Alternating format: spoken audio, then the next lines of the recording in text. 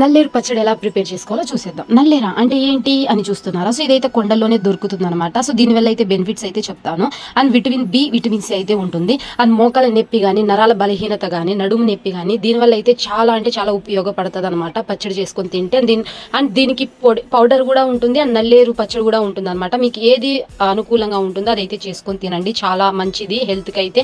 And ఇదైతే process చూసేద్దాం. ముందుగా అయితే ఎండుమిర్చిని బాగా మనము వేపుకొని పక్కన పెట్టేసుకొని, దాని తర్వాత జీలకర్ర, చిన్నులపాయి, ధనియాలు తీసుకొని పక్కన పెట్టుకొని, దాని తర్వాత ఒక డేక్సాలో ఆయిల్ వేసేసుకొని చిన్నులపాయి, ధనియాలు, జీలకర్ర 3 వేసుకొని, దాని తర్వాత నల్లేరు వేసుకొని, చింతపండు వేసుకున్న తర్వాత మిక్స్ చేసేసుకొని బాగా వేయించి, దాని తర్వాత చల్లారిన తర్వాత రోటీలో వేసుకొని దంచేసుకోవడమే అనమాట. ఉప్పు వేసుకొని ఇంకా టేస్టీగా ఉంటుంది. నేనైతే ఫస్ట్ చూడగానే నాకైతే ఎలాగో ఉంటుంది అనుకున్నాను, కానీ తిన్న తర్వాత అయితే టేస్ట్ అయితే చాలా బాగుంది అనమాట. మీరు కూడా ఒకసారి ట్రై చేయండి. అండ్ దీనివల్ల బెనిఫిట్స్ కూడా ఉన్నాయి, ముందే చెప్పాను కదా గైస్.